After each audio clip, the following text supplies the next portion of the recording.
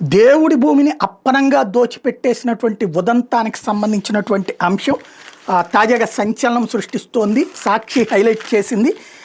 కూటమి ప్రభుత్వం అధికారంలోకి వచ్చినప్పటి నుంచి దొరికిందల్లా దోచుకోవడం, నీకెంత నాకెంత అని పంచుకు తిండాన్ని వరుచుకొని టీడీపీ నేతలు దేవుడి ఆస్తులను కూడా కాజేసేందుకు సిద్ధమయ్యారు. ఏటా కౌలు సొమ్ముతో క్రమం తప్పకుండా దోపదీప నైవేద్యాలతో పాటు ఘనంగా ఉత్సవాలు జరుగుతున్నటువంటి ఆలయాన్ని దోచుకోవడానికి కుట్రలు పన్నారు అన్నటువంటి వార్తని హైలైట్ చేసింది. ఏదైతే తాజాగా మొత్తంగా 39.99 ఎకరాలకు సంబంధించినటువంటి, అంటే టోటల్గా వచ్చేటప్పటికి 50 ఎకరాలకు పైన ఉంది. ఒక చిన్న పథకంతో 400 కోట్ల విలువైన భూమిని గుప్పెట్లో పెట్టుకోవడానికి చేశారు.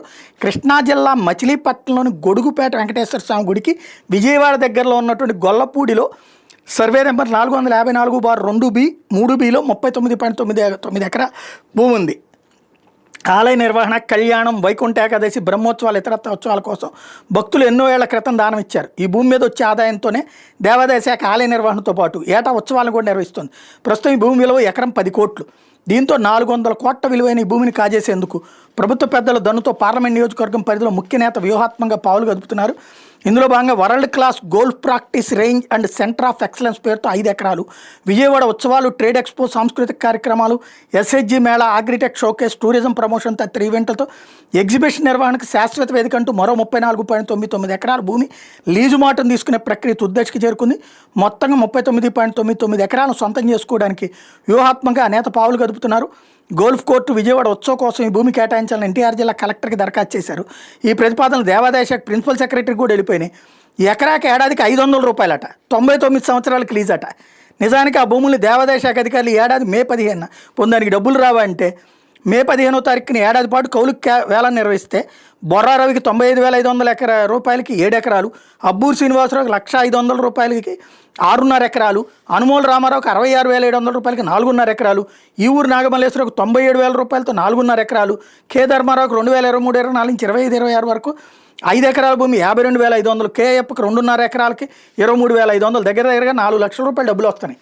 అది తీసేసి వీళ్ళకి 500 రూపాయలకి ఇస్తారనమాట. 35 ఎకరాలు కలిపితే 500 రూపాయలు ఏడాదికి. అంటే దేవుడి సొమ్ముని అప్పనంగా దోచిపెట్టడం అనమాట. ఇంతకంటే దుర్మార్గం మరొకటి ఉండదేమో. దేవాదాయ శాఖ నుంచి ఎటువంటి ఉత్తర్వులు రాకముందే అక్కడ ఆల్రెడీ చదువు చేసి పారేశారు. అంటే అక్కడ ఉన్నటువంటి లీజుదారుని భయపెట్టేశారనమాట. దీని మీదనే ఇప్పుడు పేరుని నిలదీస్తున్నారు. ప్రపంచ స్థాయి రాజధానికి చెప్తున్న వేలాది ఎకరాల భూమి ఉన్న అమరావతిలో గోల్ఫ్ కోర్టు ఏర్పాటుకు స్థలమే కనిపించలేదా అంటూ ఆయన నిలదీసుకొచ్చారు. మచిలీపట్నంలోని గొడుగుపేటలో ఉన్న శ్రీ భూనేల సమేత శ్రీ వెంకటేశ్వర స్వామి దేవస్థానానికి ఎన్టీఆర్ జిల్లా విజయవాడ రూరల్ మండలం గొల్లపూడిలో ఉన్న కోట్లాది రూపాయలు విలువైన 40 ఎకరాల భూమిని గోల్ఫ్ కోర్టు సంస్థ కేటాయించడం ఉండటం దారుణం. విజయవాడ ఎంపీ కేసినేని చిన్ని ఆధ్వర్యంలో ఈ స్థలాన్ని చదువు చేసే పనులు చేస్తున్న నేపథ్యంలో ఆదివారం ఆలయ భక్త బృందం సభ్యులు ఆలయ ప్రాంగణంలో సమావేశం నిర్వహించారు. ఈ సమావేశానికి హాజరైన పేర్నాని మాట్లాడుతూ 2017లో ఇదే చంద్రబాబు ప్రభుత్వం అధికారంలో ఉన్న సమయంలోనే ఈ ఆలయం జీర్ణావస్థకు చేరిందని కూలేందుకు సిద్ధంగా ఉంటే సరుగుబాదుల సపోర్ట్తో ఆలయాన్ని భక్తులు కాపాడుతూ వచ్చారు. ఆ సమయంలోని భూమి మీద కూటమి పాలకులు కన్నేసి ఆలయాన్ని విజయవాడ దుర్గగుడి ఆధీనంలోకి తీసుకెళ్లారు. దీంతో ఆలయ దూపదీప నైవేద్యాలకు కూడా నిధులు లేక ఇబ్బందులు ఎదురైనాయి. జగన్ సీఎం అయ్యాక ఆలయాన్ని దుర్గగుడి నుంచి మళ్లీ దేవాదాయ శాఖ పరిధిలోకి తీసుకొచ్చాం. ఈ ఆలయ జీర్ణోద్ధరణకు దాదాపు 1,80,00,000 CGF నిధులు కూడా మంజూరు చేశారు. భక్తుల దగ్గర నుంచి 20 లక్షలు సేకరించి మొత్తం 2 కోట్ల నిధులతో ఆలయం పునరుద్ధరణ కూడా చేశాము. ఈ భూమిని రైతులకు బహిరంగ వేలంలో కౌలుకిచ్చి వచ్చే ఆదాయాన్ని దూపదీప నైవేద్యాలకు వినియోగిస్తున్నారు. కూటమి అధికారంలోకి వచ్చిన వెంటనే మళ్ళీ ఈ 40 ఎకరాల మీద కన్నేసి కౌలుదారులను అధికారులు బెదిరించి పంట వేయకుండా అడ్డగిస్తూ గోల్ఫ్ కోర్టు నిర్మాణం పేరుతో ఆ భూమిని కాజేయడానికి ప్రయత్నిస్తున్నారు. వందలాది టిప్పర్లతో మట్టి తోలుతూ దేవుడాస్తేనే భయం లేకుండా మెరక పనులు చేస్తున్నారు.